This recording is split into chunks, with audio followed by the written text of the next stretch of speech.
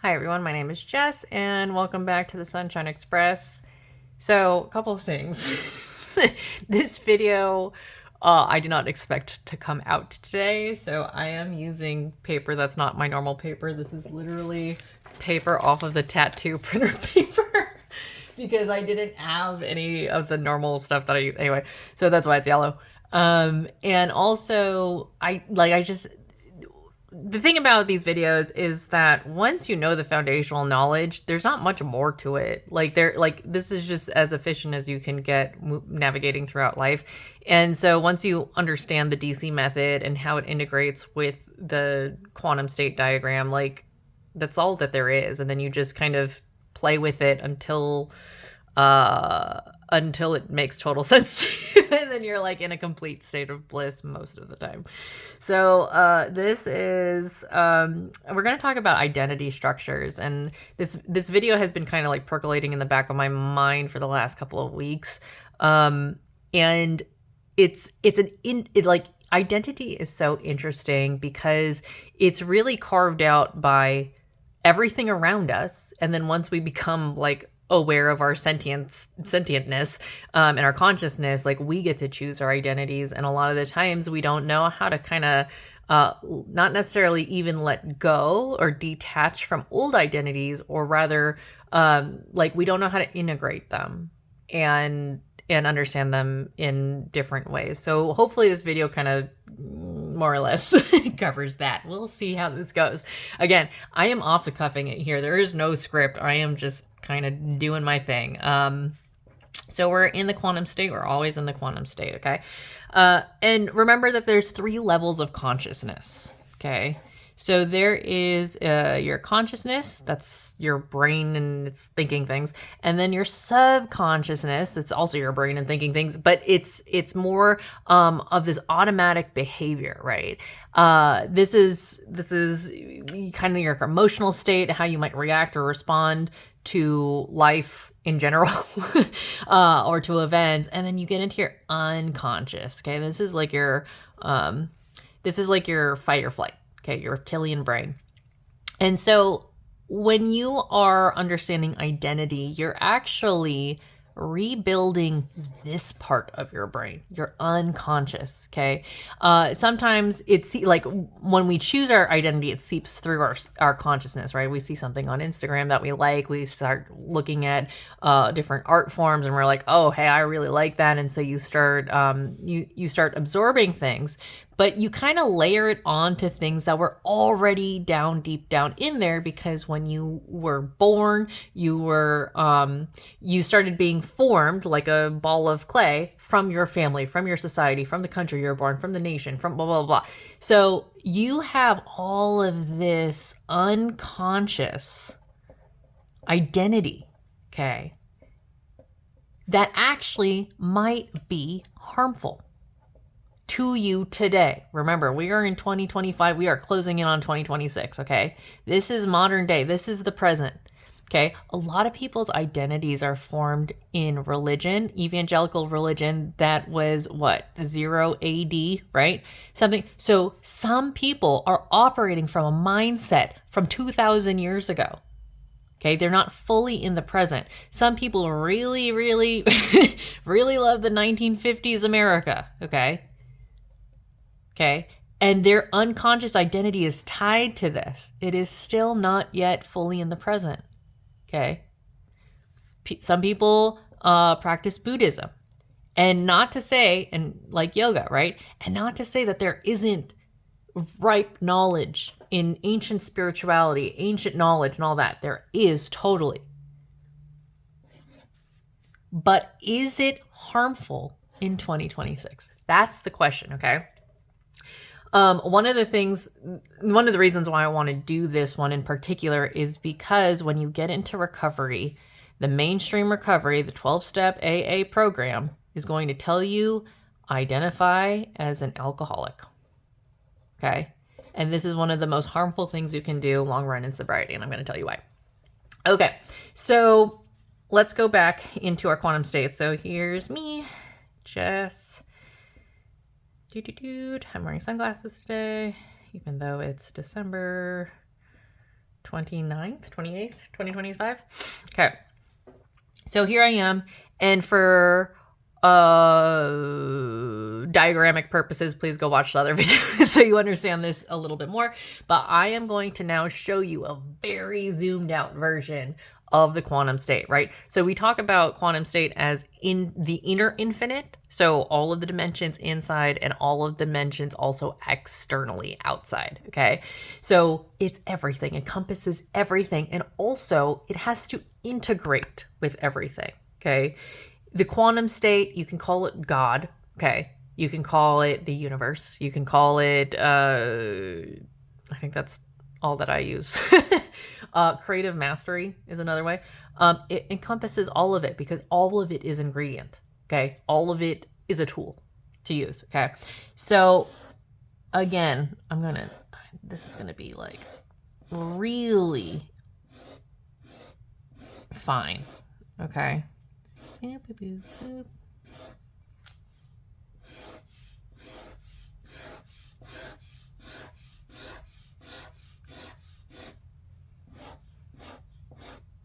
Okay, so if you've seen the other diagrams, usually I'll do it with like a bunch of like really, really big blocks so we can see, but we're doing this overview, right? So all of the blocks in here, the squares, are dreams or desires or events in your life or emotions or feelings or micro events or macro events or hobbies or careers or classes you've taken or art projects you've done, okay? Every single square here is something that has happened in your life from the macro to the micro, okay? Let's pretend for right now we're looking at a cement square on the sidewalk. Okay, we can look at it with a little magnifying glass and we'll see little ants and we'll see little pebbles that make up the concrete. Maybe we see little glitter because sometimes concrete has glitter in it for some reason, it's sparkly. And we're seeing all of the little cracks in the ground, okay? That's what this can represent. And then let's pretend that we're looking at a bird's eye view of Golden Gate Park in San Francisco. And we're seeing the conservatory. We're seeing, God, I lived next to Golden Gate Park for like a while, and I have no idea. Stowe Lake, where the buffalo plays, whatever. And we saw all the, so do you understand, like, this is the law of relativity? Okay. Depending on what we're looking at, we can divvy it up into these little tiny micro dimensions, or they could be macro dimensions. And this could be the time of a party and all of the little micro interactions that you had, or we could be looking at your entire life and this is all the stuff that you've accomplished. Okay. So let's talk about levels of consciousness, right?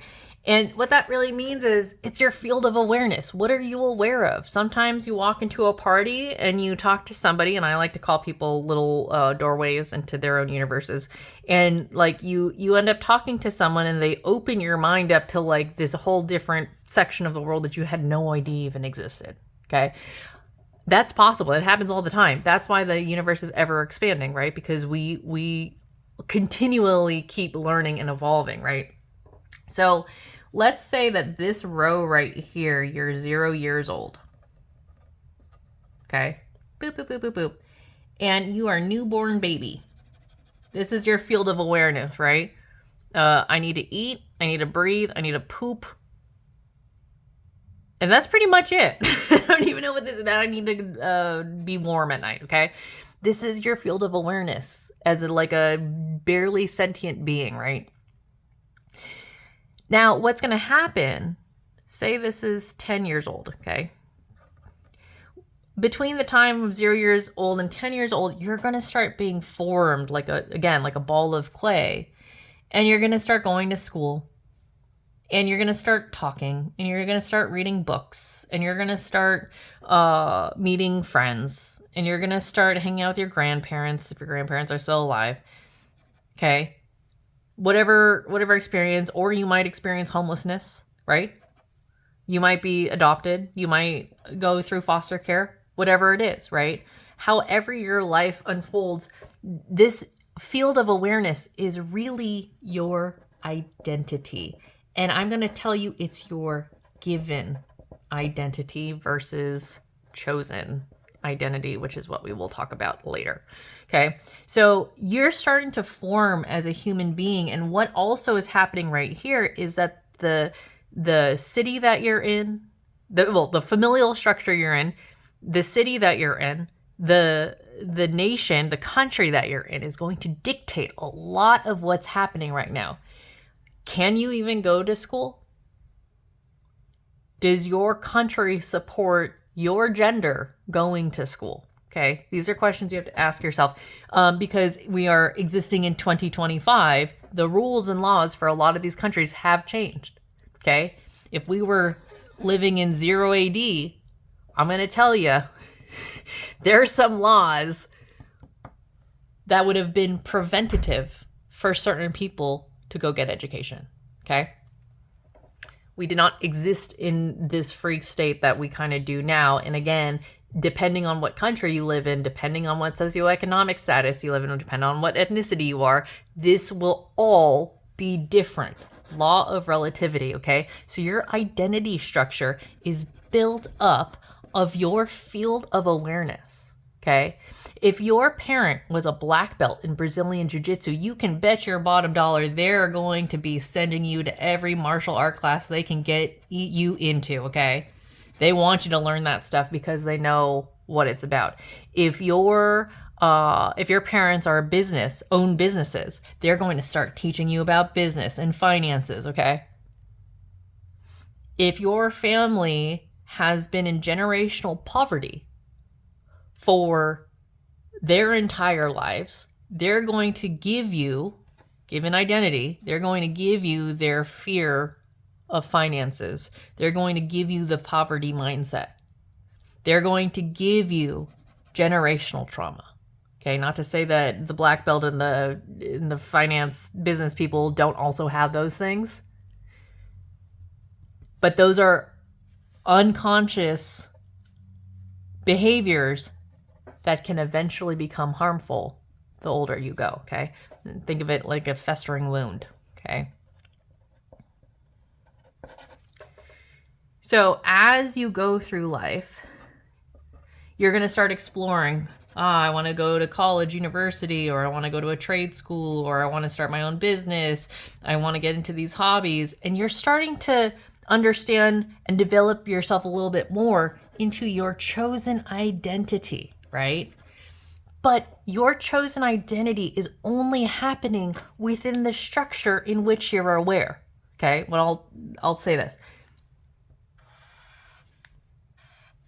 What if this entire field of awareness right here is actually maintained within the structure of the patriarchy?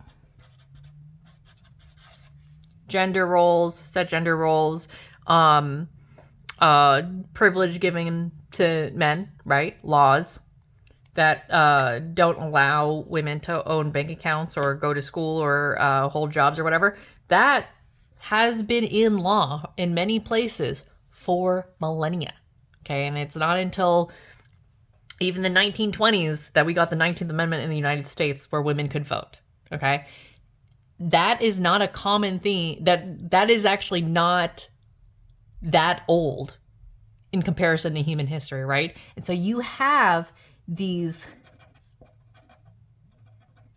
even before you were born, your ancient selves, your generational lineage was probably categorized also within the patriarchy. A lot of their identity was also structured in there because this was the broader system at play.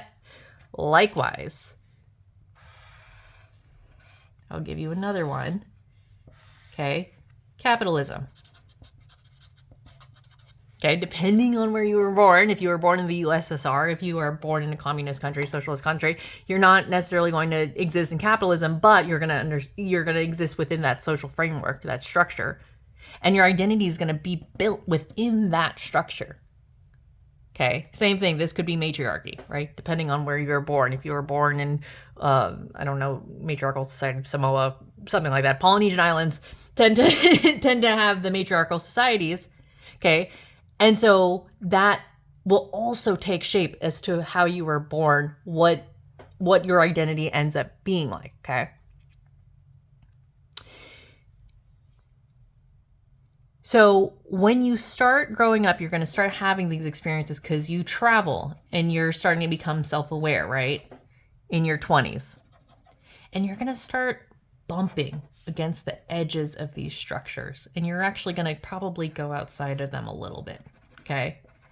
And you're going to go, oh, wait, this is called liberation. Okay, wait a minute, I don't actually have to operate within these systems. I can actually move outside of those systems. Okay, hold on a second. So now your identity has just become wider. And it's not that you necessarily went through an ego death. It's that you went through an ego integration. Okay, and I'll talk about ego death in the same way. I'll use the same language. But really what it is that you're understanding that, yes, you are this and you are this. Okay, so when people in AA, mainstream sobriety, right? If your identity was, a lot of this is maybe like alcoholism and addiction, blah, blah, blah, blah, blah. All of the events in your life were partying and all that. This is now recovery, right? You're going through a recovery system. And it's saying, hey, identify as an addict or an alcoholic in order to get better. Okay? You have to be this specific person in order for us to help you. If you maintain that this is your core identity instead of this actually being your core identity, then you're going to be a very small, very insecure person. If this is the only identity that you're attaching yourself to, if this is the only dimension of life, I make money, I'm an alcoholic, and I enjoy the patriarchy. Those three things, if those are the only dimensions in life, then you are missing out on so much more. Okay, so as you go through the DC method and as you explore the quantum state, which is an infinite exploration of life from the micro to the macro, your identity is going to come and surface, and you can either attach yourself to the things that might actually be harming you, or you can detach from them so you can move and explore in all the ways that you want to explore and come back. It all comes full circle and say, that was a part of it, but I'm much bigger than that, because you are much bigger than you think you are. And I think that's all I got. Thanks, guys.